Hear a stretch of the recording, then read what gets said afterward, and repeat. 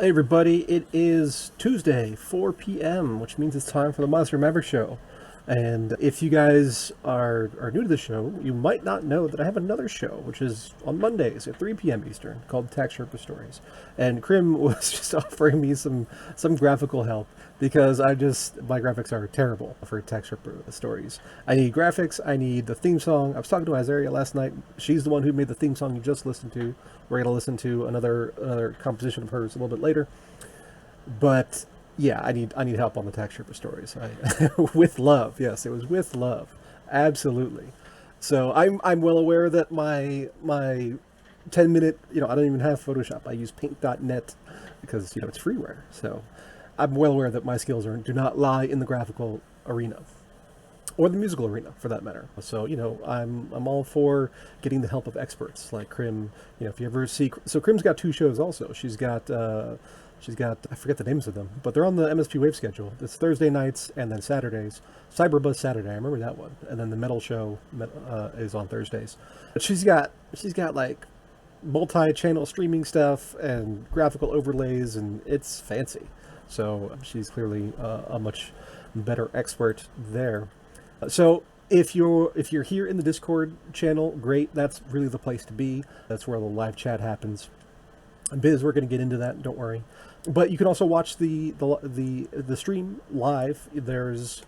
We have we have these three video sources. We've got the MSP Wave site, which Ron is talking about how it's a custom site and so much better than WordPress, is what they used to have. There's Vim, there's Stata. That's all good. If you're not here live and you're listening on the replay, either on YouTube or on one of the podcast networks, then I invite you to come next time and join us live because it's way more fun. It's all interactive and everything. Anarchist is subscribing. Excellent. And it looks like something is going on with the bot, and Ron needs to fix that because the bot should be off.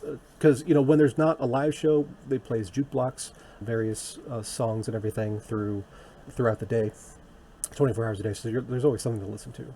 But when the live shows are on, the bots are supposed to be off. So yeah, come on by on Mondays for Tax Sherpa Stories, Tuesdays for Monster Maverick, two very different shows about very different things. But fun is had by all. So that's my spiel about my other show. Standard stuff. I like to get into the beginning of every show. We have our services. Me and Gerber. We have Deck 101. That's the service where if you have cards, normally rewards cards, but any kind of card, you send it to Deck 101. It pays you back in Dark Energy Crystals 101% of the burn value. So you make more. And it is, if you're selling anything for less than like 10% over the burn value, then between market fees and waiting and everything, then you're better off, in my opinion, just setting the Deck 101. And then we have Deck 404. So Deck 404 we're going to talk a lot about today. So Deck 404 is the account splitting service where we have gamer accounts in our custody where the owners of cards will delegate to the gamer account. A player who wants to play without investing a whole heap of money into Splinterlands comes in and plays, and then split rewards. Very simple, very programmatic, and it's pretty low friction. It's very easy to get in and get out of. All the rewards cards in that are sent through Deck 101. That's where we make money. But all the Dark Energy Crystal values are split 50-50 between the owners and the players. And, that's just, there's no overage or no fees or anything with that. So that's Deck 404. Over the next, I don't know, let's say 3 months, we will be overhauling and doing fun new things, which I can't tell you any about, other than the fact that you're going to be super excited about it. So just keep that in the back of your mind. We're going to be doing great things, and I think it's going to kind of blow up a little bit. So I'm excited for that. So things on the agenda for today. Announcing an announcement. Absolutely. I have learned from the masters. Things on the agenda for today, though. We're going to talk a little bit more about Deck 404. Earlier today, I just posted a post going over my results from the last season. Made a couple little changes there, and we're going to add some new elements to Deck 404 that'll be appealing to some people. And we're going to go over the AMA that was on last Friday. We're going to hit up a new announcement from Splinterlands, which Biz already alluded to. That's the new DEC-DAI pair. And then we're going to talk about a little, if we have time anyway, we're going to talk obviously the market values and user growth and all that kind of stuff. But then, there's some issues in the lower leagues with there's some issues in the lower leagues with game liquidity. So we've joined the fight in helping out with that. So we're trying to kind of figure out some things, and definitely need some feedback from the group. So we will see how all that goes and how much of it we actually get to. So we got a bunch of people filing in. We've got Anarchist, we've got Biz, we got Krim, Martin D, I don't recognize, but welcome. Matt Clark, Matt Paul, TRX, we got Rondon, our producer, Solo, Yaba, one of our illustrious founders. Always great to have you. So obviously some of this will be reviewed for Yaba because he wrote some of the things we'll be talking about, but it's always good to have a different perspective on things, I think. Okay, so without further ado, let's go ahead and get into it. So, Deck 404. Now, you would think I would have all this queued up, right? But I don't. But here's the post. So, in there, you will see this image. And that is a pivot table summary of my results there. And kind of giving you the ultra small snapshot of everything. Basically, seasons at the top, 51, 52, 53, up to 55, which is the season that just ended. And we have market values, and that's of the market values of the cards that are working in the Deck 404 system on my behalf. So Deck 404 has other accounts, people, doing their own thing, but these are just my cards. So they're delegated from my Neil cards onto the different gamer accounts. And you can see the number underneath the 55, that 253,169, that's the dark energy crystals earned by my account from the 50% share. And that translates to, if you look in that column, USD season earnings, 242.11, which is, pretty decent. So, then, there's 2 seasons per month, so 24 seasons per year. Annualize that out, that comes out to 5,810. Which is all right. I've been doing a little bit of shuffling here and there, and I screwed up some things, and then I had to fix them. But I think we're back on track now. So I've got 59,201 in market value working out there, and I'm earning in cash flow 5810. So annualized that season earnings out, it comes out to 9.8%, which is okay. I'm decently happy with that because. Whenever you're thinking about putting funds into splitter lands or taking funds out or doing anything, it's always opportunity cost, right? It's always compared to what, or what else could I be doing with this same capital? And, 9.8% is pretty good. So, as a cash flow play, that's attractive because if you go to other cash flow plays in, the legacy financial markets, then your returns are probably going to be lower. Dividends are, a good dividend right now is, 3-4%. Bonds are 0 to 2, if depending on where you are in the world, might be negative. So 9.8, let's round it off to 10. That's solid, But then I realized that I'm a little bit missing the boat because what happens is, as you can see from season 53, 54, 55, that market value keeps going up. And that's because of the growth of the Splinterlands ecosystem. But those are the same cards. I haven't actually been reinvesting anything. So it occurred to me that I really had to be tracking total return. So this is a stock market concept where if you have total return, you count your dividends plus your market gains because that total creates a total value. And so what I did was I went back to season 54 and then 55 and calculated total return and then annualized that out. So total return for season 54 ended up being much better than the 6.3% in the season cash flow yield because, there was the market growth of the cards. So that actually, when you annualize that out over 24 seasons, that came out to 102%. And now we're talking, right? That's that's serious returns. And season 55 compared to season 54 dropped a little bit, still increasing, but annualized return on capital is 72%. So now, these kind of numbers, assuming that they maintain, these are home run kind of numbers. And this is why I'm so overweighted into Splinterlands in my crypto portfolio, which is a different problem unto itself. But, it's hard to beat 72% or 102% or whatever it is. So that's my earnings report for season 55 in Deck 404. And, Matt Clark is posting the chart here. So earlier in you got to start formatting numerical values. It's true. I do. I need commas. Yeah, you're right. I need to do that. But Matt Clark here posted the market cap snapshot from the SM Voter Hut bot.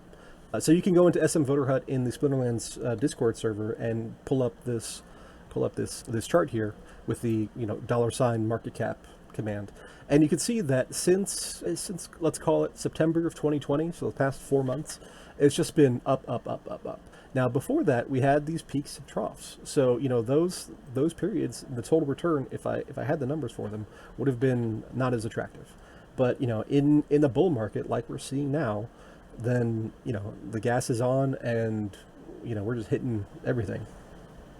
So it's hard to find a better place to put your funds, at least for me. So my idle funds, a lot of you know that I'm big on Curve, the DeFi platform where you pool stablecoin against stablecoin. So I'm pooling USDT, USDC, DAI, USDN. And all these things are pooled against each other because a lot of trades that appear to be two steps to the user actually go through multiple different stablecoins. So the Curve is the market leader, at least so far, in capturing that order flow. And so they give rewards in terms of CRV token to people who provide that liquidity. So that's all great. You can make 50% there. If you're really good, you can make like 100% there, because of the staking requirements they have, and it's probably beyond the scope of what we're talking about right here. But that's like my default backup plan for all funds. But I'm still doing better here than I am over there. So take that for what it's worth. Yield plus growth yield. But it is what it is. Everything has value, and you have to look at that total value. So yeah, if you could do just yield and live off of that, then you're set. Then you're financially independent, and you never have to do another thing in the rest of your life. But most people aren't there. So we need the growth in order to get up to the point where we can just take the yield. Because this is going to be a bit of a separate point, but it's important. If you're an investor or a business person, entrepreneur, anything like that, you have to know your FU number. And the FU number is the point at which you can tell everybody in your life to FU. And, that comes down to having a pile of capital in whatever form you want to talk about, and it's generating a yield for you, and you can then live off that yield indefinitely. So that's when you have FU money. That's also assuming the yield is sustainable. That is correct. Yeah. So,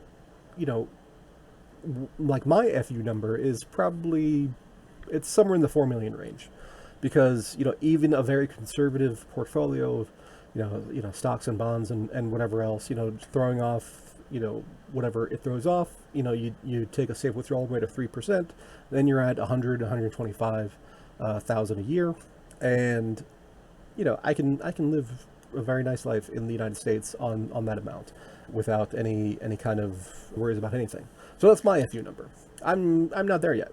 I'm still working for a living. I'm still growing my own business, which is Tax Sherpa, by the way, and and I'm working towards that end goal. But it's important to know your numbers. So that is just general life tip, and being ready for that. So the other thing with lttstore.com, what is this? 4 million realized and kept in cash or kept in investments. Well, this is 4 million invested.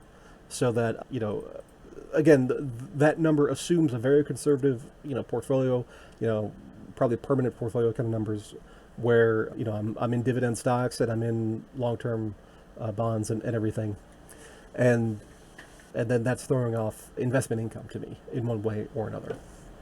So net worth. Net worth is a slightly different concept, just because it includes other things that aren't income producing. If you're talking about rich dad, poor dad style net worth, then yes.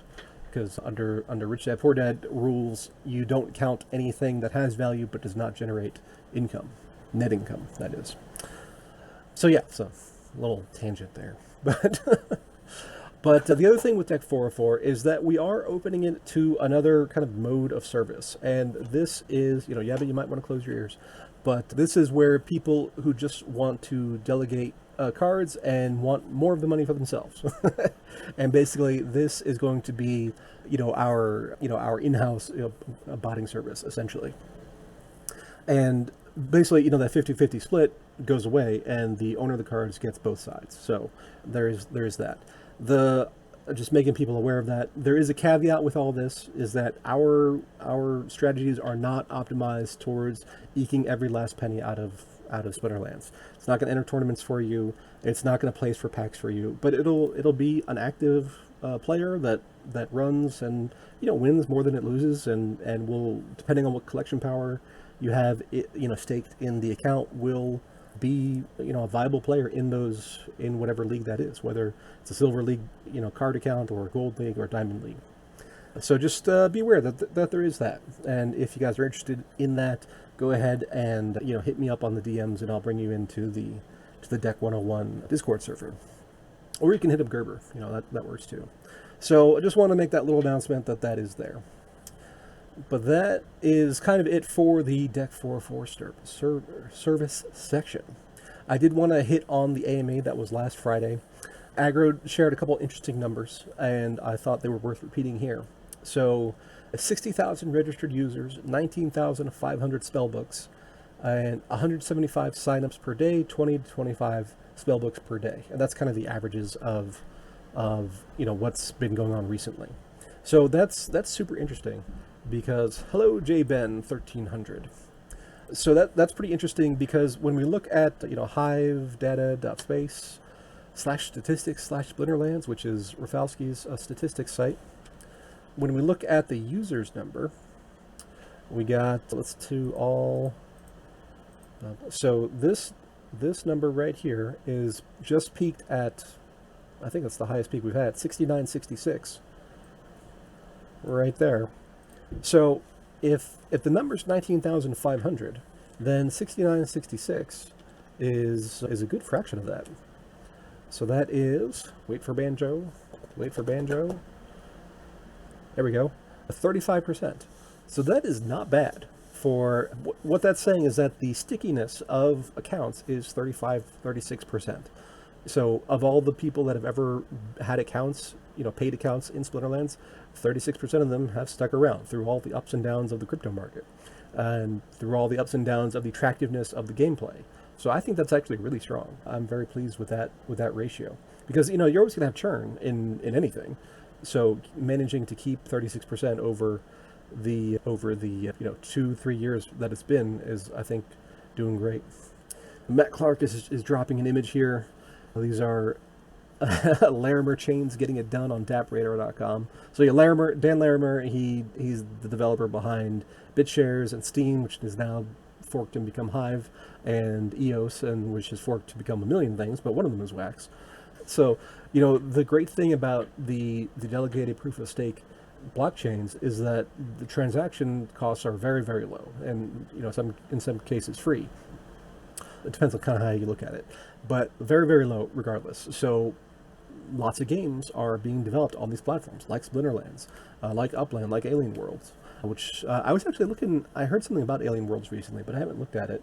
I have no time for more games, so I'm kind of stuck.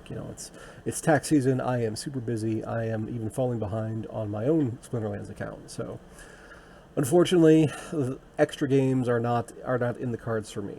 Maybe when I hit my FU number, then we'll have a bit more time to play with.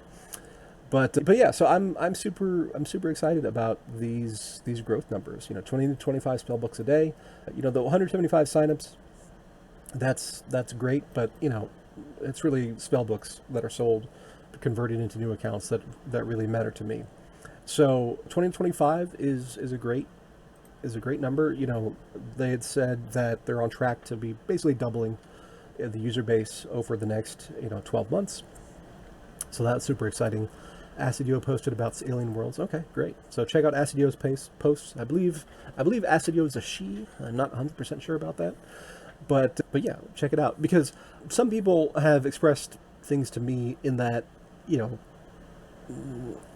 it's cannibalizing. So, one game will, Acid's a he, all right.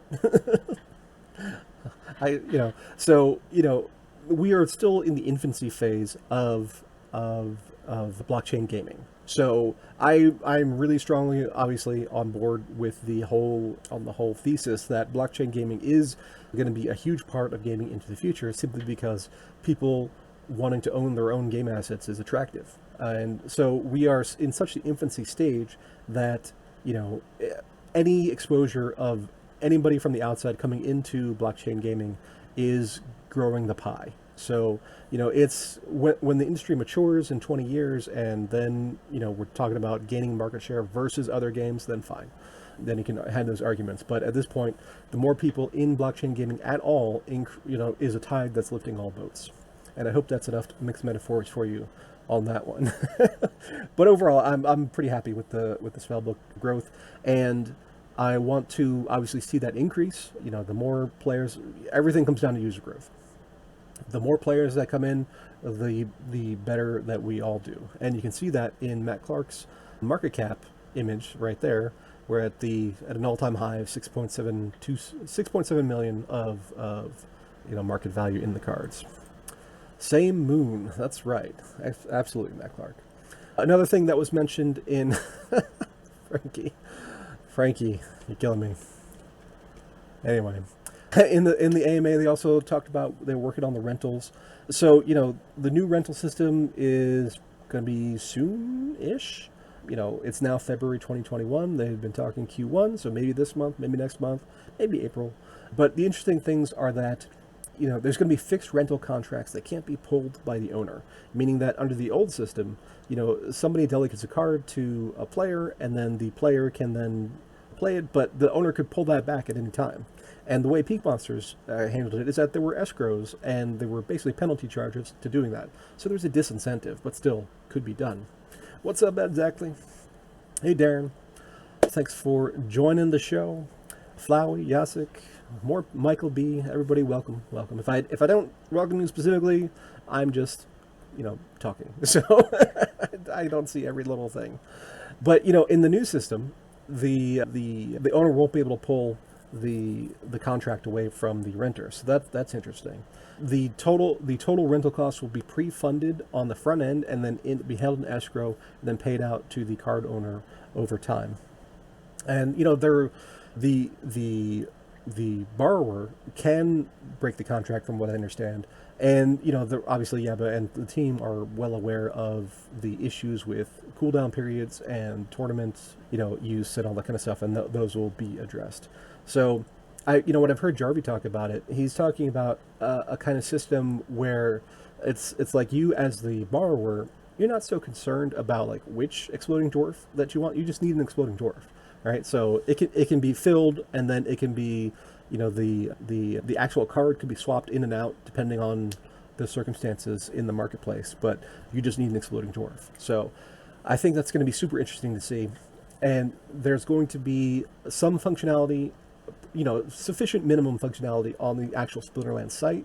And then from what I understand, you're also going to get extra functionality in reporting and whatever else on the Peak Monsters site.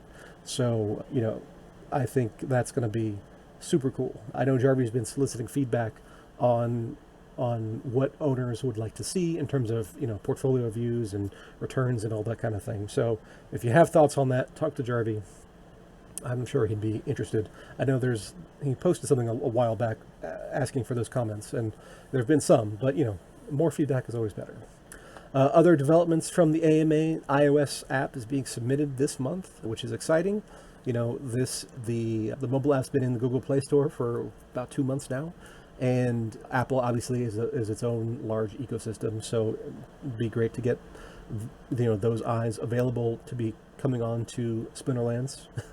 Anarchist is not a fan of iOS apparently, but a million, however many people have Apple phones. I have an Apple phone right here. Apple hates blockchain. Yeah, they do, but they do like money, so that'll probably be a thing. Anyway, yeah, so it's just more exposure the better. It's all about user growth. We need one of the things Aggro shared a while back was from Ubisoft, they look at like the minimum where you're like a thing is like 50,000 active users a day. So we're at about 10% of that, maybe a little bit higher, 11%, 12%. But we got a ways to go in order to get to that big boy level. And then things become way more interesting on the PE side of things, and could have good things in store for us little guys. So it's all about getting to that point. And if people are on iOS and are interested in playing, then go to iOS and get those people playing. And the other thing that Yeba was talking about was that there's going to be, over time, there's going to be a shift in battles towards the current editions. So right now we've got Alpha, we've got Beta, we've got Untamed. After Untamed runs out, which will be a while, we're going to have Chaos Legion as the current edition. And so over time, there's going to be a shift towards emphasizing battles using those current edition cards. And this is typical with trading card games. So those alphas and betas, might not be able to be used as much in battles. However, there will be, alpha tournaments and those kind of things, for the foreseeable future. But at the same time, we now have, or we will have soon, in the next 12 months, we're going to have lands. And, so there will always be that utility function of those older edition cards. But it's just something to keep in mind. So if you have cards on deck 404 like I do, the vast majority of those are alpha and beta, because I just have a lot of those from those days. I have a max level deck. I have the equivalent of a max level deck in Untamed, but I don't really have, like 10 different decks like I do in beta. Pokemon has different type of matches. So, whatever case you want to look at it, there's going to be less battle utility for alphas and betas, and that will be replaced by, lands utilities. So at some point, I'm going to have to swap out all my teams, for that are in those alpha and beta cards, and put in Untamed and Chaos Legion, or maybe just Chaos Legion at that point. Who knows? But it's just something to be aware of, and it's people will complain about any change, basically, because there's only one complaint in crypto, is that I want to do more and I want to do less and make more. Flowey says he keeps selling his cards, but my collection value keeps going up and up and up. That's true. Gerber's actually complained about the same thing. It's like he's selling as many cards as he can, but he still has too much money in Splitter Lands for his comfort level. So, those were the things that I took away from the AMA. Obviously, there was a whole hour of stuff. There should be recording. Aggro usually gets it done, gets the recording done. Sometimes there's technical errors. But yeah, I find that to be pretty, the summary that at least I was interested in taking notes on. So Solo's asking, do you think owning a few unopened packs of Alpha, Beta, and Untamed might be a good investment one day? Well, that's a good question. So let's take a look at the Leo decks. Because I have one unopened alpha deck, or alpha pack rather, and you gotta figure chances are it's 4 commons and a rare, but it might have a gold foil legendary. Who knows? That's the thing about randomness. And what's going on with Leo decks? Why is it going so slow? All right, so you can look up the price histories, and I know we're a little bit limited because we have the whole Hive fork thing, but so they're going for $11 a piece right now. And not a whole lot of volume. There's not a whole lot of trading there. I know, at least last time I talked to him about it, Marky had a whole pile of alpha packs. So, did that paste? Let's try that again. Copy, paste, upload. Oh, my connection might be going bad. No, everything's green. Am I dropping frames? I don't seem to be. All right. Well, that should show up eventually. Maybe Discord's having problems. Oh, there it is. Just popped up all of a sudden for me. Anyway, so $11. That's considering there were 2, that's a nice 5x, 6x, something like that. 5.5, whatever you want to talk about. And that's a solid win. Going from 2 to 11 over 2 years is good. But as things go on, liquidity dries up, so you have to keep that in mind. And you can see this red candle right here between 81 points, let's call it 82 Hive and 55 Hive. So that's that bid-ask spread. Somebody dumped into the bid and somebody bought at the ask. And so that's a big gap, and that's the result of the fact that there's not so much liquidity on alpha packs. So when you're making investment decisions, you have to consider the liquidity, as well as the market value. So just Obviously, make your own financial decisions, but that's just something to be aware of. If we look at beta packs, obviously not as extreme because there was a lot more beta, but packs are going for 353 or 355. That is, a nice solid return on a $2 pack. And if you bought in bulk, much less than $2, so like $1.57, I think was the max discount. Whatever the case. And then, if we look at Untamed now, Untamed, then we're looking at, they're going for, between $1.13 and $1.34 on the market right now. So if we say, okay, they're $1.34 right now if I buy at the ask, and we're looking at some kind of beta-like future, $3.50, maybe $3, that's still, a 2x return, and some change. So that's certainly, doable.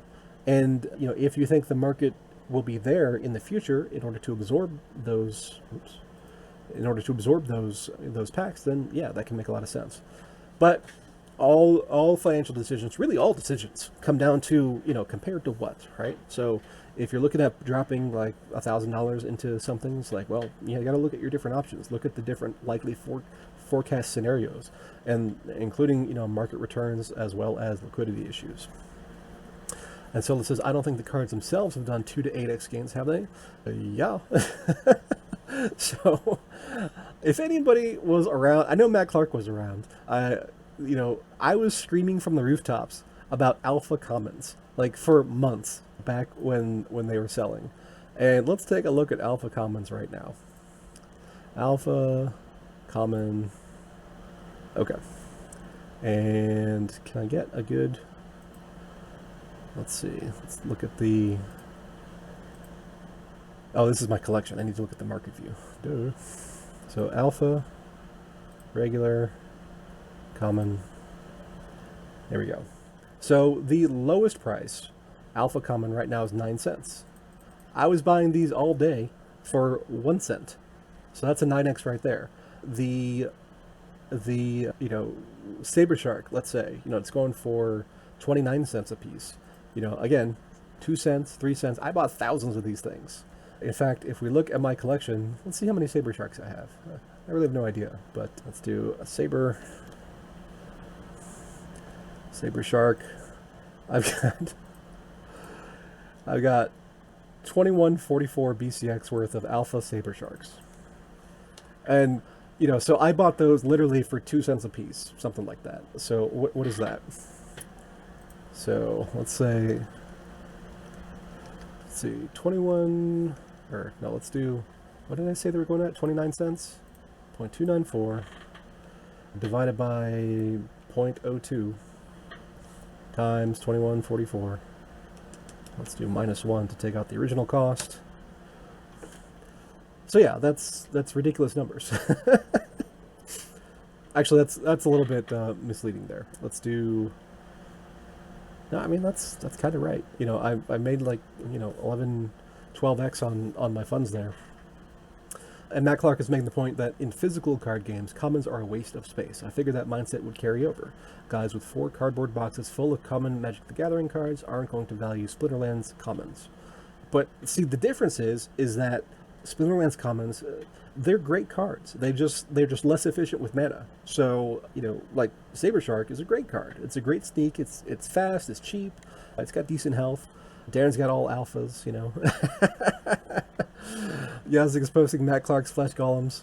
18,175 alpha Flesh Golems. So he is, what is it, like a third? Something like that of the entire supply. Crazy numbers. And even into beta, the Flesh Golems were more expensive because Matt Clark had cornered the alphas. It's ridiculous. I can't believe... So a little bit of Splinterlands history for you here. Matt Clark started buying these up before we knew anything about the cards. So there was the pre-launch phase where, hey, we came up with this cool game. We're going to have card battles and everything, and there's these different cards. That's all we knew. Like, Flesh Golem was one of the cards. It wasn't until months later that we found out, oh, it's got Void and Heal. And turns out that's really useful on the Earth Splinter. But Matt Clark by himself made the Earth Splinter the most expensive Splinter to max out. But, because because common cards are still have great utility in Splinterlands matches, they still carry value. Obviously, there are more of them. The print rates are different, so per unit, they're going to be lower cost compared to legendaries, but they're still desirable. They're still useful in a great number of matches. And Yaba here is saying, one interesting thing I've noticed with NFTs and some other projects is that a lot of times the most common items end up having the largest percentage gains after they go out of print. I think this is because at that point, people just want to get any of them that they can. I'm looking forward to seeing what happens with the older cards when land is out and people really want them as workers. Yeah, when we have like more information about lands and like how the BCX levels compared to the improvement efficiency comes out, obviously there's going to be some kind of optimization there, and that's going to depend on the structure of production. But whatever it is, it's going to require huge numbers of cards to be used and then staked into your lands. So I'm expecting, whenever that happens, for prices to escalate quite a bit. And obviously the ones that have fixed supply and that they've hit their print limit are going to be that much more volatile than the ones that are currently in print. So that's a little bit of market prediction that we're talking a year out.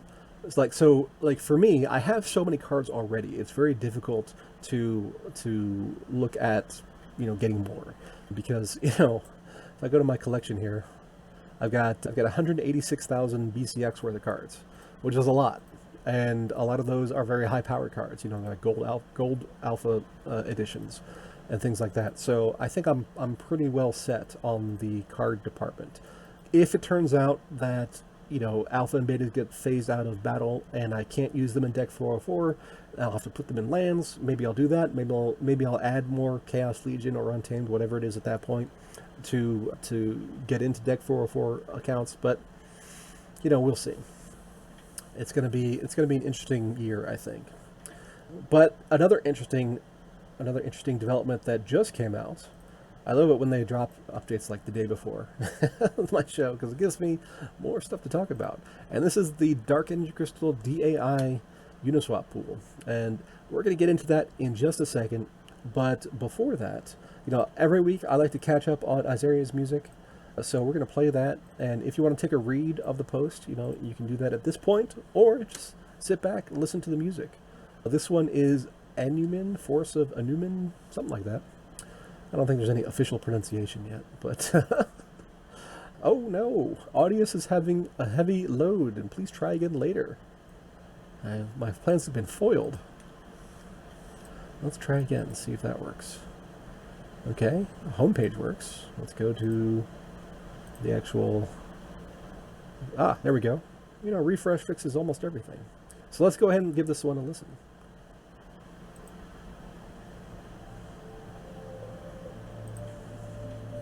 All right, I keep looking for a place where it might have a lull, but so that's about 2/3 of the track. It goes on for another couple minutes there, and I don't know. That doesn't sound like a dungeon track to me. I think that'll probably be like maybe some ambient music, if you're in like a lands view or something.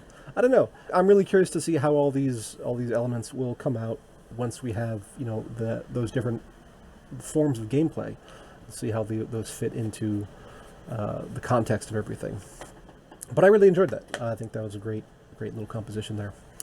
So, I dropped that link about the Dark Energy Crystal DAI pool. I always call it DAI. I don't know. Is it DAI? Is it DAI? I'm just going to call it DAI. Deck versus DAI. Uniswap pool. So, the Uniswap pool has been great for price stability in Dark Energy Crystals, but it's got issues. So, if you look at the Dark Energy Crystal chart here, which I can pull up on TradingView, and let me grab my snip and sketch right there. So it's been like that. These huge vertical bars, there's every once in a while there's like a scaling problem on Uniswap through TradingView, so it's like off by a factor of 1,000. But this has been the market trend. So the great thing about having the liquidity pool in Uniswap and taking the average price from there as opposed to Hive Engine is that there's a lot more liquidity, which means the price is much smoother. So that's all great, rather than huge jumps and everything on Hive Engine. However, the flip side of that is that the pool is Dark Energy Crystals versus Ethereum. And Ethereum has done this. So let's pull this image And we got that. If I can get to the right window. What's a good time to enter the pool? How to save some money? I'll get to that in a second, Flowey. So Ethereum's been on a tear, right? We're in a bull market, which is fantastic. We're at all-time highs right this second, which as a holder of Ethereum, I'm happy about because I've got, I don't know, I think I've got like 20 coins, something like that. So yeah, when you have a liquidity pool, the way they function is that you are the market maker, which means you are providing liquidity for other people to make trades. So if somebody's coming in and selling dark energy crystals for Ethereum, that means you are doing the opposite. You are buying dark energy crystals and you are selling Ethereum to that other user.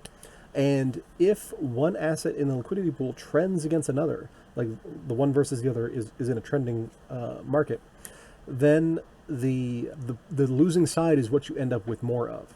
So the people who have been providing liquidity in the DEC ETH pool have been losing Ethereum and gaining dark energy crystals.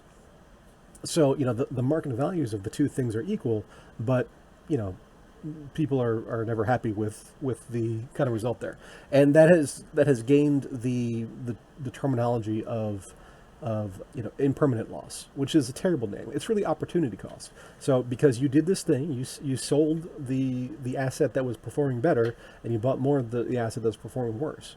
So if the market reverses, then you get back to even, and it's all fine. That's where the impermanent thing comes in. But if it's a permanent trend, then that loss becomes permanent. So Ethereum is a trending asset currently in an upcycle. Dark Energy Crystals is designed as a relatively stable asset to be plus or minus around that 1,000 Splintoshi level. And I know Rondon doesn't like me calling it Splintoshis, but the market has spoken. Well, I have spoken. I've accepted Agrid's term of Splintoshis. So, as we've seen over the last couple of months, that's been the market history, is that people are spending Ethereum and they're buying dark energy crystals, and some people have not been real thrilled with the way that's turned out. In order to make up for that, there's the liquidity pool incentives and the dark energy crystal inflation that is assigned to the liquidity pool providers. And I haven't done the math on it because I'm actually not in the liquidity pool anymore. I had some dark energy crystals in there while I was preparing for lands, but then once the pre-sale came out, and I used those funds in order to pay for my lands purchase. So now I'm dark energy crystal, poor, and don't have enough to be fiddling around with liquidity pools. So now there's this new pool that's being created, and it's going to be dark energy crystals versus DAI. And that's a lot more attractive because your impermanent loss should be with asterisks on that way lower, because DAI is a stablecoin. It stays around $1. Dark energy crystal stays around 1/1000th of a dollar. So it'll be 1,000 to 1, but that ratio will be, it'll fluctuate, but it'll be in the ballpark. So stablecoin versus stablecoin-ish is a lot more attractive than stablecoin versus trending asset that's in a bull trend. So, I think I would not be surprised to see way more liquidity move from Ethereum into the DAI pool. And Flowey was asking when is the best time to pool, and so this is part of the caveats with any kind of Uniswap pool, is that it's built on Ethereum, which is great. Ethereum is a widely used asset in the crypto world. However, it's also terrible in the sense that you have gas fees. So gas fees have been high for a while now.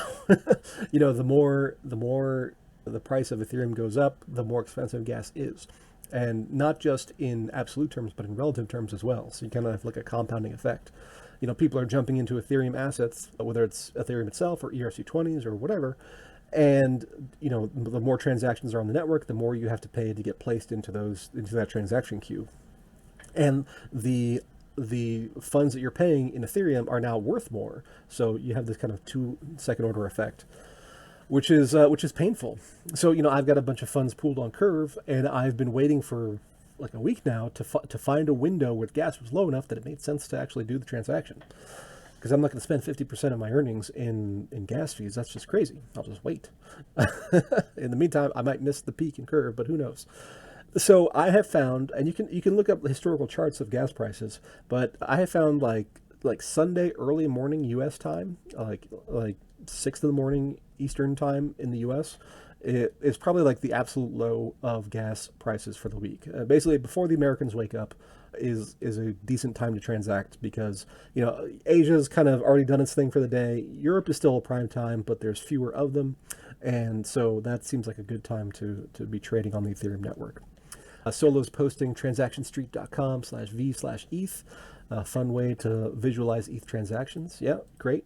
So anytime you're dealing with smart contracts, your gas fees are higher. So just keep that in mind. But it's going to scale depending on the overall network congestion on Ethereum. Now, when I can't even say it without laughing, when Ethereum 2.0 comes out someday, 2 years, it's always 2 years in the future, but whenever that actually happens, then gas fees should go way down, like by a couple of orders of magnitude. And then, of course, transaction counts will go up. So will it actually end up being a savings? We'll see. But I think it will. That's my expectation. So as far as timing to do those transactions, it's gonna suck, but it's gonna be before the U.S. wakes up is my general advice. And you can look at the different visualizers and stuff and try to pick your shot there. But so I think we're going to see a lot less impermanent loss in the DEC-DAI pool than in the DEC ETH pool. So I think that's going to be way more attractive. An interesting tidbit, though, is that so now that there's going to be 2 Uniswap pools, then the market feed price for dark energy crystals when doing market transactions, buying cards, selling cards, whatever, is that they're gonna balance the price between the 2 pools based on liquidity. Let's see. So that's this paragraph right here. And another element to consider is that the total liquidity pool incentives are going to be balanced, throughout all the liquidity providers. And I know some people were complaining in the Discord about that, but I actually don't think that's that big a deal, because if you are X% of the DEC ETH pool, you're still probably going to be X% of the DEC ETH pool plus the DEC-DAI pool, because I don't think we're going to get so much new liquidity out of it. It'll just shift around. But he says, finally, the DEC price feed used in game will switch to a liquidity-weighted average of the price between the 2 Uniswap pools. This means that if one of the pools has double the liquidity of the other pool, then that pool's price will be weighted twice the smaller pool when calculating the average. This will ensure that if one pool is very low liquidity and is therefore subject to a larger price swings, it will not be able to significantly skew the average feed price. And I think that makes a lot of sense. So I'm happy to see that approach. And there's the blurbs about market dynamics and risks, and obviously everybody who signed up for this, has agreed to the risks. But obviously nobody's happy about losing Ethereum and gating DEC. I mean, that's my takeaway from all the chatter that's been in Discord. Small technical tidbit: season rating changes are changing a little bit. So if you end up in Silver 1, you're going back to Bronze 1 instead of Silver 3.